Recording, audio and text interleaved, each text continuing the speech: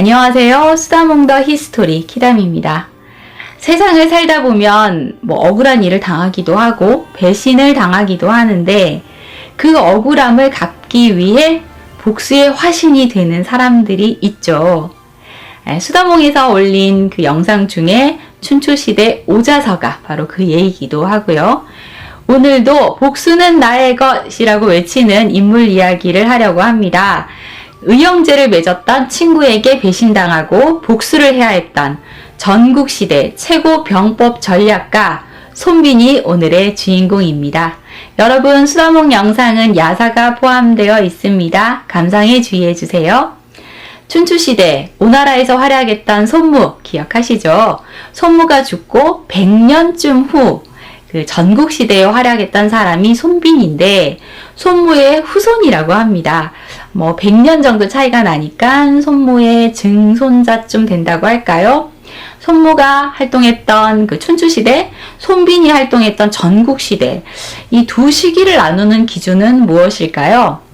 봉건 국가였던 주나라가 건흉에게 쫓겨서 기원전 770년 수도를 나급으로 옮긴 후에 점점 힘을 잃어가자 제후국들이 이 패자의 지위를 다투고자 패권을 다투게 되는데요. 이 시기가 춘추시대이지요. 그러니까 천자의 나라인 주나라의 왕이 있고 그 아래 제후국들끼리 힘자랑을 하던 그런 시기라고 이야기할 수 있겠습니다. 춘추시대에는 그나마 제후국들이 서로 패자가 되기 위해 다투고는 있었지만 주나라에 충성을 바치고 있었고 주왕실의 천자만이 이 왕이라는 칭호를 사용할 수 있었다면 주왕실의 힘이 점점 더 약해져서 간신히 명맥만 유지하게 되자 이 제후국들이 더 이상 주나라를 받들 이유도 명분도 사라지게 됩니다. 그래서 주나라와는 빠이빠이 하고 사실상 독립을 해서 제후를 왕으로 칭하고 서로 실력을 겨루게 되는 시대가 도래했으니 이때를 전국시대라고 부르지요. 이 시대는 약육 강식 하극상의 시대라고 할 수 있겠습니다. 춘추 5패가 있다면 전국 7웅이 또 있는데요. 구제후국인 진, 초, 연 이렇게 3개국과 또 신흥국가인 한, 위, 조, 제 이렇게 4개국을 합쳐서 전국 7웅이라고 부르는 거죠. 전국 7웅이 각축을 벌이기 시작한 전국시대 초기인 기원전 300년대 손빈은 제나라 산동성 양희연과 북현의 경계지대에서 태어났습니다. 어린 시절에 전란과 전염병으로 부모님을 모두 잃고 고아가 돼서 동네 부잣집에 들어가 종신세로 허드렛 일을 하면서 성장을 하게 되는데요. 이렇게 허드렛 일로 인생을 보낼 수는 없다 라는 생각을 해서 18살에 집을 나와서 천하를 떠돌며 견문을 넓혀 나갔다고 합니다. 그러다가 자신을 이끌어줄 엄청난 스승을 만나게 되죠. 주나라 양성 땅에 귀곡이라는 산이 있었는데 그 깊은 곳에 은둔해 살고 있다고 해서 귀곡선생 또는 귀곡자라고 부르는 인물이 있었어요. 얼마나 대단한 사람이었던지 천문에 통달하고 지리를 깨트려보고 안목이 높은 데다가 수학, 병학, 사주, 관상 등 모든 학문에 정통해서 나중에 신선의 반열에 올랐다는 말을 들을 정도였다고 합니다. 그의 명성을 듣고 전국 각처에서 제자들이 몰려왔고 귀곡 선생은 귀곡 산장을 짓고 소수정예의 이 제자들을 양성하게 되는데요. 이 귀곡 산장에서 수학한 사람들 중에는 후대에까지 이름을 남긴 사람들이 많이 있습니다. 전국시대에 천하를 가지고 놀던 소진과 장이도 귀곡 선생의 제자들인데 이 두 사람의 우정 얘기도 되게 재밌으니까 조만간 또 이야기를 해보면 좋겠어요. 손빈은 이 대단한 귀곡 선생의 제자가 된 거예요. 귀곡 선생에게서 수학을 하며 일단 병학을 배우게 되는데 그와 함께 수학한 동문이 있었으니 그가 바로 방연이라는 인물입니다. 방연은 손빈보다 나이가 어렸는데 손빈을 친형처럼 잘 따랐대요. 손빈과 방연은 서로에게 의지를 하며 지냈고 이후 의형제의 의를 맺게 됩니다. 그리고 누가 먼저 출세를 하든 이 남은 한 사람을 왕에게 천거해서 함께 이 세상에 나가서 뜻을 펼치자라는 약속을 해서 열심히 병학을 익혀 나갔죠. 한 번은 기국 선생이 제자들에게 지금 방 안에 있는 나를 밖으로 나가게 만들면 그에게 상을 내리겠다 라는 얘기를 했어요. 방연은 제가 방에 불을 붙이면 선생님이 움직이실 겁니다 라는 대답을 했고, 다른 제자들도 이런저런 의견을 얘기를 했죠. 그런데 손비는 아무 말도 않고 가만히 있는 거예요. 손비는 어찌 말이 없는가? 달리 방도가 없습니다. 저는 다만 선생님께서 밖에 나가시면 안으로 들어오게 할 방도는 있습니다. 그래? 그럼 내가 밖으로 나갈 테니 나를 안으로 들어가게 해보아라 하며 일어나서 밖으로 나갔죠. 제가 지금 선생님을 밖으로 나가게 했습니다 라고 손빈이 대답을 하자 귀국 선생도 제자도 이 손빈의 재치에 감탄을 하게 됩니다. 자, 이렇게 손빈은 남들보다 좀 뛰어났고 재치도 있다 보니 방연이 자연스레 손빈을 질투하게 됐고 그에게 열등감을 느껴서 시기심을 가지게 됩니다.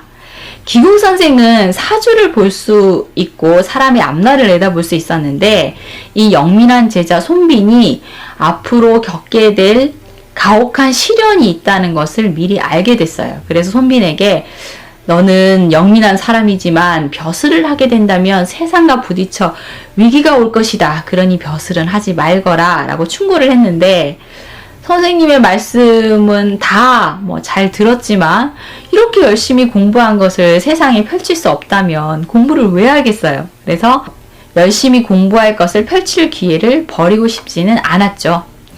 열심히 공부하던 이 기국 선생의 제자들은 하나 둘 산을 내려가 출사를 하기 시작했는데요. 출세용 많은 방연도 산을 내려가게 됩니다. 당시 한, 조, 위나라 중에서 위나라가 가장 강성했었는데 뛰어난 야심가였던 위나라 해왕이 방연을 위나라로 부르게 되었죠. 귀국 선생은 방연이 떠나기 전에 내가 점을 쳐줄 테니 꽃 한 송이를 가져와라 라고 얘기를 했고 방연이 들에 나가서 작은 들꽃 가지 하나를 꺾어다가 가지고 가려고 하다가 미래를 점치는 건데 더 화려한 꽃을 가져가야겠다 라고 생각을 하면서 막 들판을 돌아다녀요. 그런데 또 딱히 마땅한 꽃이 없어서 처음 꺾었던 그 꽃을 들고 가게 됩니다. 선생님은 그 꽃을 보고 풀이를 해주는데 가지에 꽃이 12송이가 피어 있으니 너의 부귀영화가 12번에 걸쳐 화려하게 필 것이다. 하지만 꽃을 버렸다가 다시 가져왔으니 남을 속이면 그 사람에게 네가 도로 속임을 크게 당할 것임을 명심하거라 라고 이야기를 해주죠. 방연은 위나라로 출사를 한 후 군사를 총지휘하는 대장군의 위치에까지 오를 만큼 출세를 해서 승승장구하게 되는데요. 아들 방연, 조카 방총, 방모를 장수로 삼고 또 이 군사들을 철저하게 훈련시켜서 강군으로 만듭니다. 그리고 송나라, 정나라, 노나라를 무릎 꿇려서 위나라에 조례를 바치게 만들었고요. 제나라가 위나라를 공격한 적이 있었는데 방연이 크게 무찔러서 승리를 하자 해왕은 방연 최고 하며 방연을 신임하게 됐고 방연의 위세는 하늘을 찌르게 됩니다.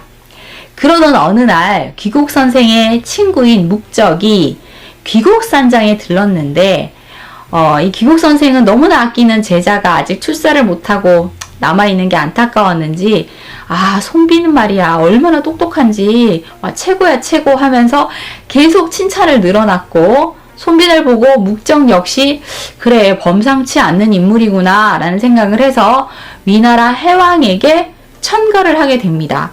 이 방연 말고 귀국 선생에게 또 다른 제자가 있는데 정말 뛰어난 인재라서 추천합니다 하면서 말이죠.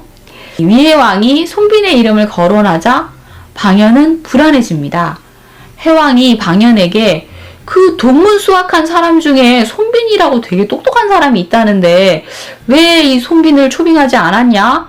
라고 이 방연에게 물었어요. 방연이 막 당황해서 손빈은 위나라와 적대 관계인 제나라 사람입니다. 그래서 첩자 노릇을 할까봐 제가 걱정이 돼서 추천하지 않았습니다. 라고 이렇게 대답을 했어요. 해왕은 그런 염려보다 묵자가 또 이렇게 추천을 한 인재라고 하니 손빈이 너무 궁금한 생각을 계속 가지게 됐어요. 이러다 보니 방연은 초조함을 감출 수가 없었죠. 자신보다 뛰어난 손빈이 위나라에 와서 출사를 한다면 자신이 이루어 놓은 모든 것을 빼앗아 갈지도 모르니까요. 방연은 차라리 자신이 초청을 하는 방식으로 손빈을 데려와서 뭔가 계략을 꾸미는 게 낫겠다라는 생각을 해서 손빈에게 초청 편지를 띄웁니다. 손빈은 자신을 잊지 않고 초청 편지를 보내준 방연이 너무 고마워서 이 한달음에 이제 위나라로 가기로 하죠. 손빈이 떠나기 전에 귀국 선생은 손빈에게도 꽃을 가져오라고 해요. 손빈은 간단하게 이 책상 위에 꽃병에 국화 한 송이가 꽂혀 있었는데 다시 딱 뺐다가 딱 꽂으면서 이걸로 할게요 라고 얘기를 하죠. 귀국 선생이 너는 이미 사람 손에 꺾이꽃을 선택을 했으니 분명 남에게 음해를 당할 것이다. 하지만 국화는 서리와 추위에도 강하게 견디는 오상오절이니 넌 죽음의 위기를 넘긴 다음에서야 이름을 얻게 될 것이다. 라며 손빈의 미래를 점쳐줍니다. 그리고 손빈의 이 빈자는 사실 손님 빈을 쓰고 있었는데 거기에 달월자를 더해서 종지뼈 빈으로 고치라고 합니다. 귀국 선생은 왜 손빈의 이름 한자를 고치게 했을까요? 손빈은 하산을 하면서 귀국 선생에게 저 그만 내려가겠습니다 라고 인사를 하는데 그런 손빈에게 귀국 선생이 금낭 하나를 내어줘요. 이것은 위급할 때 꺼내보도록 해라. 이게 무엇입니까 선생님? 지금은 열어보지 말고 꼭 위급할 때 열어봐라. 손빈은 이제 금낭을 받아서 위나라로 출발을 하게 되죠. 그리고 방연을 만나서 회포를 풀고 아우야 나를 잊지 않고 초청해줘서 진짜 고맙다 라고 얘기를 해요. 방연도 형 진작 내가 초청했어야 되는데 이제서야 이렇게 만나게 됐네 반가워 하면서 속마음을 감추고 손빈을 반갑게 맞이합니다.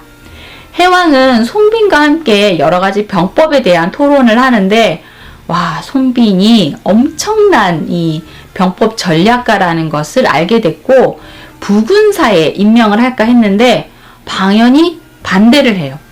손빈은 신과 함께 동문수학을 했지만 저보다 형입니다. 그런데 그를 어떻게 제 아래에 두겠습니까? 잠시 객경 자리에 이렇게 임명을 하시고 또 공을 세우면 제가 대장군 자리를 내어주고 제가 그 아래에서 수행을 하겠습니다. 이렇게 얘기를 한 거죠. 그러니까 병권을 나눠주기 싫어서 일단은 시간을 벌려고 수작을 벌인 건데 해왕과 손빈은 이것을 알아채지 못했고 손빈은 객경이라는 벼슬로 위나라에 머물게 돼요. 하지만 객경은 손님에 대한 예우를 해주는 벼슬일 뿐 별로 권한이 없는 그러니까 빚 좋은 개살구 같은 그런 벼슬이었어요. 하지만 손빈은 이것만으로도 고마워했고 방연은 겉으로는 손빈을 극진하게 대우했기에 손빈은 아무것도 모르고 반년 정도 그대로 위나라에 머물게 되죠. 그런데 반년 후에 제나라 사람이 손빈에게 편지를 하나 가져와요.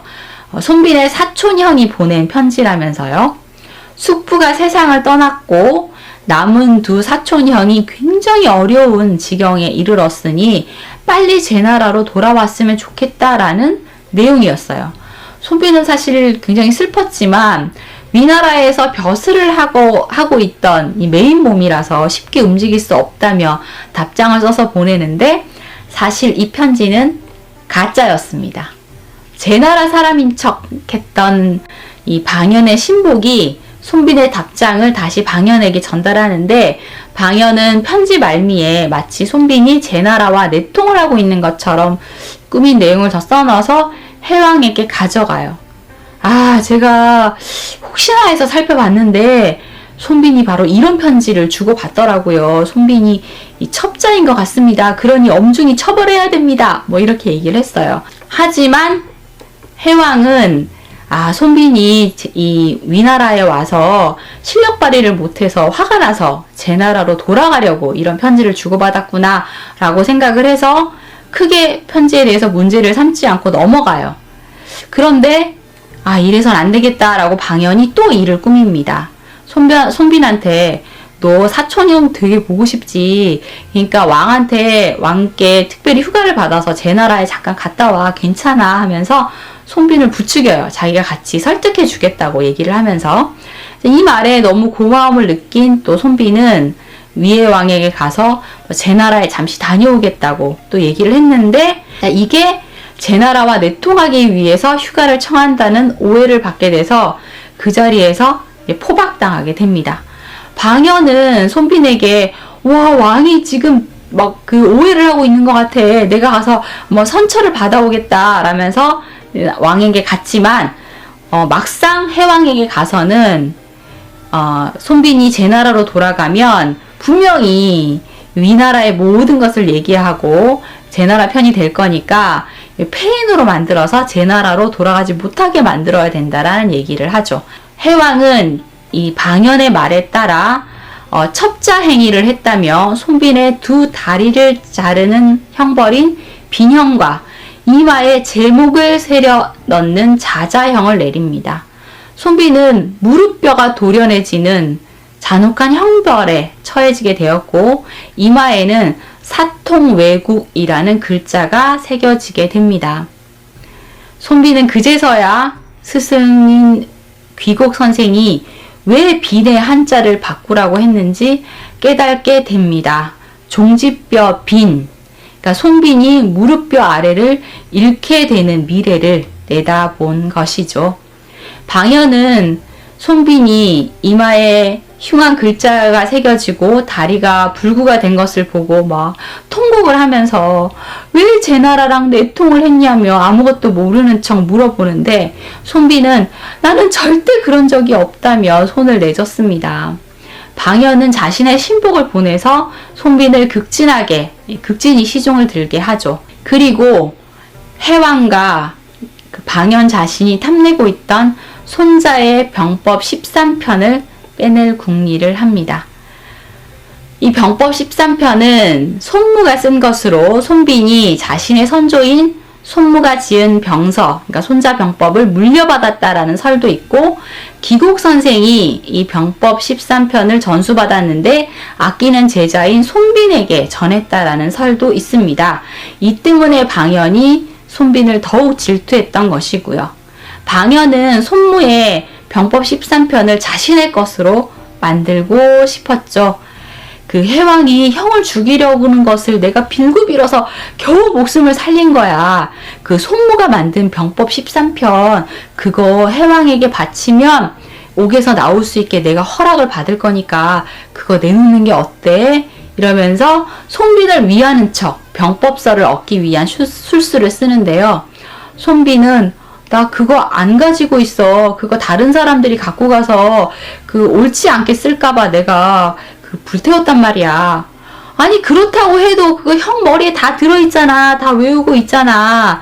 그러니까 그거 얼른 필사해. 그래서 그거 바치고 누명 벗자.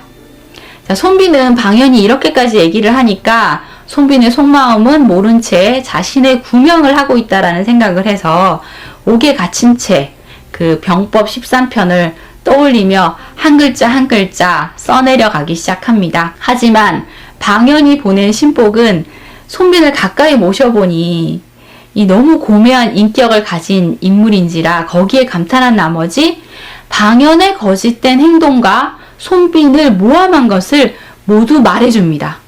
그제서야 방연에게 속은 것을 알고 손빈은 통곡을 해보지만 방연의 소나기를 벗어날 방법은 없었죠. 그때 떠오른 것이 귀곡 선생이 건네준 금낭이었어요. 위급할 때 열어보라고 했던 그 금낭. 손빈은 즉시 금낭을 열어보는데 비단천에 쌓인 것을 딱 열어보니 사풍마라는 세 글자가 써 있었습니다. 미친 척하여 상대방을 속이라는 뜻의 글자였죠. 손빈은 그때부터 미친 짓을 하기 시작합니다. 머리는 산발을 하고 손발에 글자를 써내려 갔고요. 밥에 독이 들어있다며 고래고래 소리를 지르다가 웃고 울고를 반복했죠. 방연이 찾아왔을 때는 방연을 알아보지 못하는 척하며 선생님 제발 살려주세요 하고 빌기도 하고 내가 대장이다 내 말을 들어라 하며 군사를 지휘하는 척하기도 하다가 또 웃고 울고 미친 척했죠. 하지만 방연은 손빈이 미쳤다는 것을 믿을 수가 없었어요. 그래서 손빈을 돼지우리에 넣고 다시 관찰을 합니다. 손빈은 돼지처럼 잠을 자고 돼지똥을 얼굴에 바르고 먹기도 하며 짐승처럼 지냈어요. 이런 행동이 계속되자 방연은 그래 제가 충격을 많이 받더니 진짜 미쳤나 보다 하며 돼지우리에서 풀어줬어요. 그리고 이런 행동이 반복되자 방연은 손빈이 미쳤다는 것을 믿게 됐고 돼지우리에서 풀어주죠. 하지만 감시를 소홀히 하지는 않았습니다. 자, 돼지우리에서 풀려난 손빈은 안순뱅이 걸음으로 거리를 쏟아지며 울고 웃고 아무 음식이나 주워 먹으며 미친 거름뱅이 짓을 계속합니다. 손빈의 소식은 제나라에 머물고 있던 묵적에게 전해지는데요. 묵적은 자신이 손빈을 해왕에게 천거했기에 손빈이 이런 고통을 겪게 됐다라는 생각을 해서 너무 안타까워하고 탄식하게 되는데요. 그래서 제나라 대부 전기에게 손빈의 안타까운 사정을 얘기를 하고 손빈은 정말 훌륭한 사람이다. 그를 꼭 구해야 된다. 라며 그를 구해주기를 간청하죠. 묵적을 평소에 존경하던 전기는 손빈을 도와주기로 했고 또 제나라 위왕에게 제나라를 이롭게 할 인재가 있어 도와야 한다라고 이야기를 합니다. 제2왕은 손우곤을 위나라 사신으로 파견하게 되는데요. 손우곤은 제나라의 귀한 재물을 가져가 위해왕에게 바쳤고 해왕은 기분이 좋아서 손우곤을 귀하게 대접했죠. 그런데 이때 손우곤을 따라 위나라로 간 사람 중에 묵적의 제자 금활이 있었습니다. 금활은 이 위나라의 거리를 다니면서 손빈을 찾아 나섰는데요. 우물가에서 쓰러져 있는 손빈을 발견하게 됩니다.